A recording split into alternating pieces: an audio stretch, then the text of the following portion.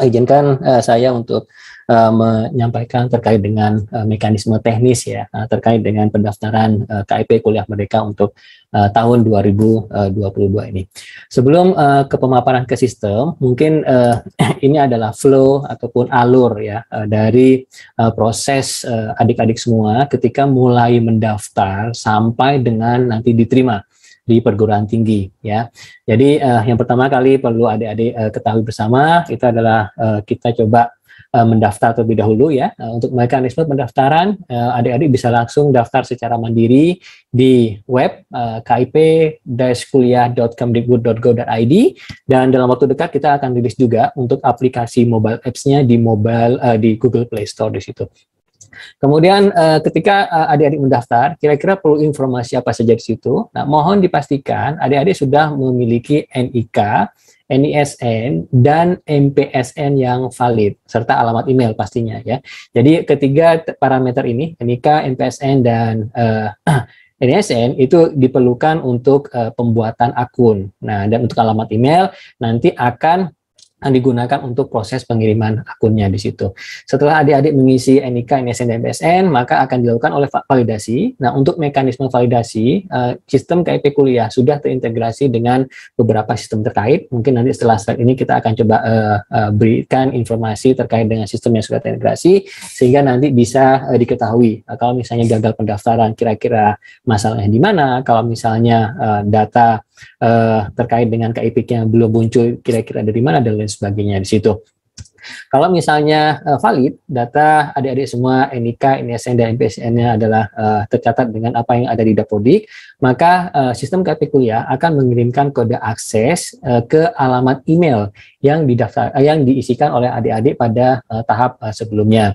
Kemudian nanti silakan adik-adik login dengan menggunakan nomor pendaftaran dan password yang kami kirimkan. Kemudian nanti setelah lengkap berkas, baru adik-adik bisa memilih seleksi. Nah, untuk jalur seleksi silakan disesuaikan dengan jalur seleksi yang akan diikuti oleh adik-adik. Jadi kalau bicara idealnya, itu rekan-rekan semua itu memilih seleksi di SIM KIP Kuliah terlebih dahulu, baru kemudian nanti daftar di seleksi nasional yang lain, misalnya SBMPTN di situ. Jadi itu untuk tahapannya, atau itu yang bisa kami rekomendasikan untuk mekanisme pendaftaran. Nah, nantinya setelah adik-adik mengikuti seleksi perguruan tinggi, kemudian diterima oleh perguruan tinggi untuk masuk ke perguruan tinggi tersebut, maka tahap berikutnya adalah dilakukan proses verifikasi kelayakan peserta program KIP Kuliah. Jadi itu mungkin gambaran umum ya, mulai dari mendaftar sampai pada akhirnya ditetapkan sebagai penerima program KIP Kuliah. Kemudian untuk sistemnya sendiri, sistem KIP Kuliah bisa diakses di alamat kip.kemdikbud.go.id. Kemudian sistem KIP Kuliah sudah terintegrasi dengan data Dapodik. Jadi ini adalah database pertama yang digunakan untuk memvalidasi status ya adik-adik sebagai peserta KIP Kuliah di situ. Mohon dipastikan NIK, NISN, dan MPSN yang diinputkan ketika adik-adik mendaftar itu sama seperti yang tercatat di Dapodik, Pusdatin Kemdikbud. Untuk adik-adik yang mendaftar kemudian ada kendala di sini dan belum lulus, ini mohon bisa berkoordinasi dengan sekolah untuk melakukan perbaikan data di Dapodik. Tetapi untuk adik-adik yang sudah lulus dan mengalami kendala ini, proses perbaikan bisa dilakukan secara mandiri. Jadi nanti kami akan informasikan link untuk memperbaiki NISN, MPSN, dan NIK. Kemudian sistem terkait berikutnya adalah LTMPT. Jadi ini kaitannya dengan mekanisme seleksi ya untuk SBMPTN gitu kan ya, karena di situ kan ada aspek pembayaran. Tadi di kebijakan sudah disampaikan oleh Pak Muni untuk peserta KIP Kuliah itu dibebaskan biaya pendaftaran seleksi SBMPTN-nya. Kemudian sistem terkait berikutnya adalah PD Dikti. Ini terkait dengan pilihan PT dan Prodi, kemudian juga untuk melengkapi dan membantu Bapak Ibu di perguruan tinggi dalam proses validasi, kami juga mengambil data status adik-adik itu di DTKS Kemensos. Jadi nanti akan ada informasi apakah adik-adik terdaftar di DTKS atau tidak. Selain itu juga untuk melengkapi proses validasi, kami juga sudah terintegrasi pada tahun ini dengan aplikasi Si Pintar di PIP Puslabdik Kemdikbud di situ. Jadi ini adalah gambaran umum ya dari sistem KIP kuliah, kemudian berbagai sistem yang terintegrasi dengan SIM KIP kuliah. Untuk memulai proses pendaftaran, adik-adik bisa mengakses alamat ini ya, kip-kuliah.kemdikbud.go.id. Kemudian nanti untuk jadwal itu juga bisa diakses ya pada halaman web tersebut. Nah, untuk jadwal sendiri, mungkin beberapa rekan yang sudah mengamati perkembangan KIP kuliah 2 tahun terakhir sudah kelihatan polanya bahwa pemilihan seleksi di KIP kuliah itu baru bisa dilakukan H-1 sampai dengan H-1 ya, buka tutup jalur seleksi nasional di situ ya. Jadi adik-adik tinggal lihat aja kalau SNMPTN itu jadwal nasionalnya tanggal berapa, bukanya tutupnya tanggal berapa, berarti KIP kuliah akan dibuka sehari lebih awal, akan ditutup sehari lebih awal untuk memberikan kesempatan proses sinkronisasi antara sistem KIP kuliah dengan sistem registrasi seleksi nasional di situ. Untuk mekanisme pendaftaran, terutama untuk adik-adik yang bergabung pada kesempatan kali ini, itu kebanyakan akan mendaftar secara mandiri, tapi nantinya untuk beberapa adik yang memang dikatakan layak ya, saat divalidasi oleh perguruan tinggi, tapi yang bersangkutan belum memiliki akun KIP kuliah, itu nantinya bisa dibantu oleh perguruan tinggi. Namun besar harapan kami, semua peserta itu mendaftar secara mandiri di halaman web KIP kuliah. Nah, untuk pendaftaran, alur dari pendaftarannya, silahkan buat akun terlebih dahulu, kemudian lengkapi berkasnya, kemudian baru nanti adik-adik setelah berkas lengkap akan muncul menu untuk ikut seleksi. Jadi kalau berkasnya itu belum lengkap, pilihan seleksi masuk perguruan tinggi itu belum bisa aktif. Ya, jadi kalau misalkan Anda mungkin melihat ya, oh kok teman saya sudah muncul nih bisa pilih seleksi SNMPTN, SBMPTN atau mandiri sedangkan di saya tidak. Nah, itu kemungkinan besar di berkas pendaftaran KIP kuliah adik-adik semua itu masih ada yang belum lengkap. Jadi mohon bantuan kerjasamanya untuk melengkapi sesuai dengan kondisi real yang ada di lapangan di situ. Ya, jadi untuk halaman loginnya adalah seperti ini ya. Jadi untuk yang rekan-rekan yang mau mendaftar silakan nanti di halaman web KIP kuliah klik tombol daftar atau masuk ya. Untuk yang sudah punya akun tahun lalu gagal, tahun ini bisa dicoba kembali ya dengan menggunakan akun yang sama. Tetapi untuk adik-adik yang belum punya akun karena mungkin juga akan baru lulus tahun ini. Jadi silakan buat akun baru. Untuk pembuatan akun baru di sini memerlukan 3 parameter, NIK, NISN, MPSN, kemudian juga mohon dipastikan alamat email yang nantinya akan digunakan untuk mengirim akun, ini adalah alamat email yang aktif. Kami juga menyampaikan beberapa rekomendasi di sini terkait dengan alamat email ini. Nah, ini kalau misalnya merujuk ke pertanyaan yang sering muncul ya di helpdesk itu kan ya, Kak, kita sudah daftar nih, kok akunnya belum nyampe juga nih gitu kan ya. Nah, kemungkinan besar ini ada kendala di email. Ya, jadi terlepas itu ininya valid ya, itu kemungkinan besar ya itu kendalanya biasanya ada di email. Jadi jangan khawatir sekiranya ada kendala, kami juga buka helpdesk ya yang available 24 jam. Jadi di halaman web KIP kuliah pada bagian pojok kanan bawah itu ada tanda tanya, silakan diklik saja tombol tadi, kemudian langsung diajukan.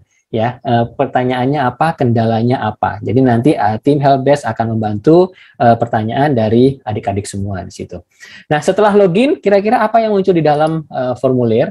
Secara umum untuk formulirnya mirip seperti yang ada pada tahun lalu, ya hanya saja mungkin terkait dengan status DTKS. Jadi kalau di tahun lalu kita itu menggunakan informasi desil ataupun persentil. Jadi untuk yang terdata di DTKS itu kita kembalikan ya, yang bersangkutan itu ada di desil berapa, ada di persentil berapa di situ. Nah, untuk saat ini berdasarkan informasi yang kami terima dari Kemensos, semua yang terdata di DTKS itu adalah kategori mampu sebagai penerima KIP kuliah. Jadi layak sebagai penerima program KIP kuliah. Jadi kategori layak ya.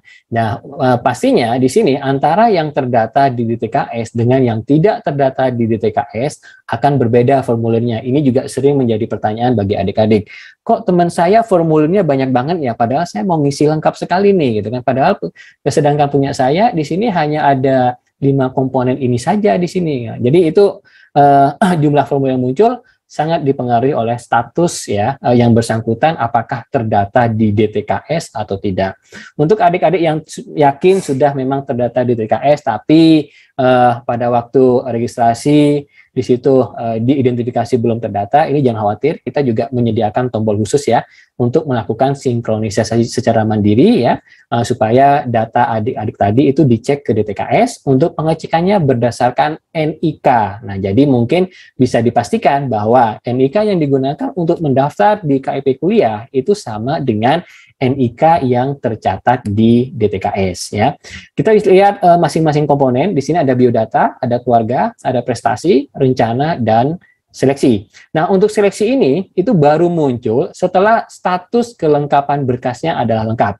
Jadi kalau statusnya belum lengkap, di sini seleksi, kartu peserta, kartu formulir itu belum bisa muncul. Jadi adik-adik diminta untuk melengkapi dulu. Apa saja yang perlu diinputkan pada komponen biodata? Jadi secara umum, komponen biodata ini adalah data primer dari adik-adik semua.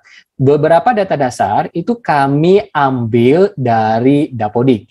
Ya, jadi yang di disable ya, yang tidak bisa diklik, tidak bisa diubah, itu adalah data yang kami ambil dari Dapodik dan sifatnya adalah primary, tidak bisa diubah di situ. Sekiranya ada perubahan data, mohon revisi data yang ada di Dapodik. Setelah berubah, tinggal klik saja tombol di pojok kanan atas, sinkronisasi ulang Dapodik. Otomatis sistem akan mengambil data terakhir yang ada di Dapodik. Kemudian untuk komponen lain silahkan dilengkapi sesuai dengan kondisi real di situ ya.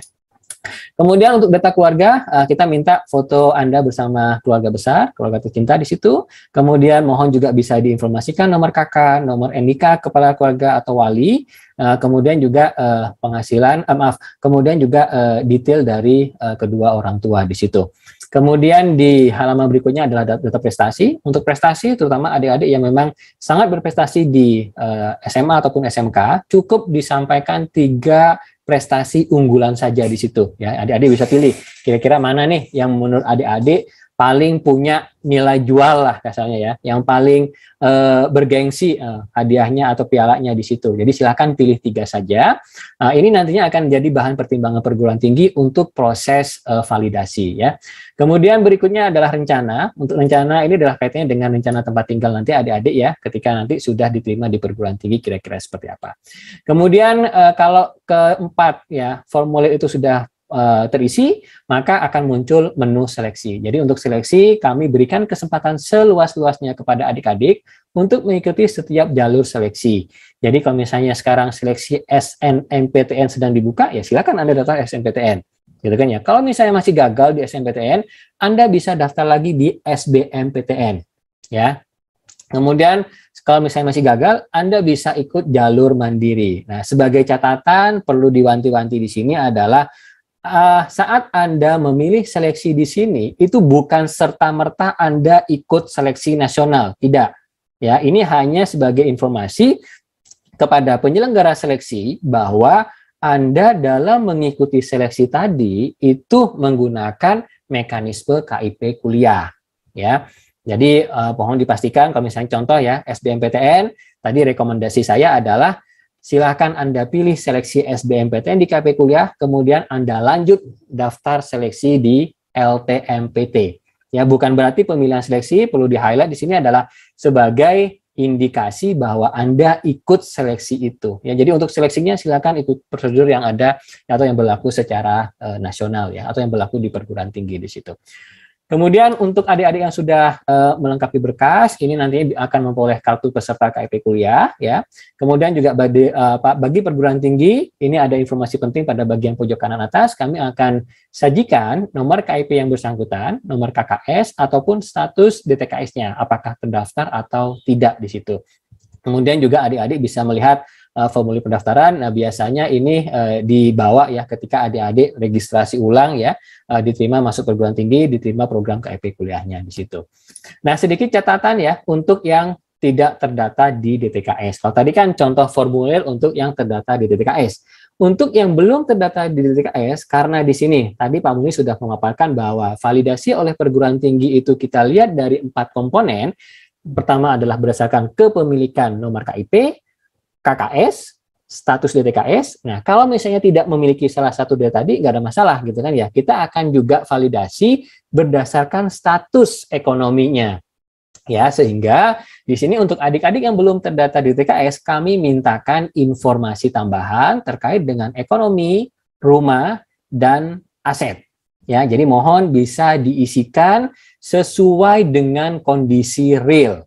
Kalau misalnya adik-adik yakin memang sudah terdata di DTKS, sudah cek DTKS ada, tapi belum ya sinkron dengan SIM KIP kuliah, silahkan klik tombol cek status DTKS. Otomatis di sini SIM KIP kuliah akan melakukan sinkronisasi ulang dengan DTKS Kemensos ya. Jadi ini tombol silahkan dimanfaatkan dengan bijak ya. Tidak, kalau sudah jelas-jelas memang tidak terdata di DTKS, jangan diklik setiap menit ya, karena otomatis akan mempengaruhi rekan-rekan yang lain di situ ya. Oke, kemudian terkait dengan data ekonomi, kira-kira apa yang diminta di sini? Untuk data ekonomi, kami minta dokumen pendukung keadaan ekonomi. Ini biasanya bisa berupa SPTJM ya, dari kelurahan gitu kan ya, ataupun dokumen-dokumen pendukung lainnya yang bisa mewakili status ekonomi adik-adik semua. Kemudian mohon bisa diinformasikan di sini ya, pekerjaan ayah, pekerjaan ibu, penghasilan ibu, kemudian tunggakan ataupun hutang ataupun piutang ke pihak lain sebagai bahan pertimbangan dalam proses seleksi berdasarkan status ekonomi. Kemudian kita juga minta data berkenaan dengan rumah. Silakan difoto rumah yang memang benar-benar dimiliki oleh keluarga adik, ya adik-adik di situ ya. Jangan sampai moto rumah tetangganya yang kurang mampu kemudian nanti diunggah di sini, karena biasanya teman-teman di perguruan tinggi, Bapak Ibu di perguruan tinggi itu biasanya kadang melakukan sampling ya untuk melakukan validasi kelayakan dari penerima program KIP kuliah. Kemudian yang terakhir adalah data berkenaan dengan aset ya. Silakan laporkan ya berbagai aset ya yang dimiliki oleh adik-adik, misalnya barang berharga di situ ya, emas, mobil, sepeda motor, becak dan lain sebagainya ya. Ini juga nantinya akan menjadi bahan pertimbangan bagi teman-teman di perguruan tinggi dalam proses validasi kelayakan. Dan yang terakhir yang bisa kami catat ya sebagai masukan berdasarkan pengalaman yang sudah masuk ke helpdesk sejauh ini, ada 4 bagian atau 4 komponen. Yang pertama adalah mohon pastikan data yang tercatat di Dapodik valid. Ya, jadi adik-adik ketika membuat akun itu sesuai dengan NIK, NISN dan MPSN yang tercatat di Dapodik ya. Kemudian mohon dipastikan NIK adalah milik pribadi, bukan milik orang tua ataupun wali di situ. Jadi kalau misalnya ada kesalahan pada NIK, ketidaksesuaian pada NIK, Anda punya NIK baru, mohon diperbaiki data yang di Dapodik terlebih dahulu, baru Anda mendaftar KIP kuliah di situ. Ya. Kemudian untuk alamat email, ini yang urgent ya, karena memang berdasarkan pengalaman biasanya kenapa akun saya tidak sampai juga padahal sudah 24 jam di sini. Mohon dipastikan bahwa alamat emailnya adalah alamat email yang valid dan milik pribadi ya. Jangan sampai di sini ya, mohon maaf nih, terutama untuk adik-adik yang dibantu oleh sekolah ya dalam proses pendaftaran, jangan sampai menggunakan email sekolah. Kalau bisa langsung email adik-adik sekalian di situ, karena mungkin kan nantinya kalau sudah nanti diterima untuk kedepannya ya pasti akan sangat bermanfaat ya email tadi untuk berbagai informasi dari kami.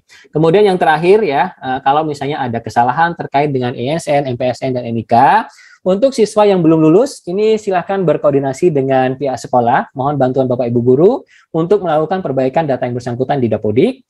Kemudian untuk yang sudah lulus, ini bisa melakukan perbaikan secara mandiri di laman pd.data.kemdikbud.go.id/verval lulusan. Ini linknya bisa diakses juga di SIM KIP kuliah. Jadi kami sudah berkoordinasi dengan teman-teman Dapodik ya untuk mengakomodasi sekiranya adik-adik mengalami gangguan ataupun mengalami kendala terkait dengan ESN, MPSN dan NIK ya.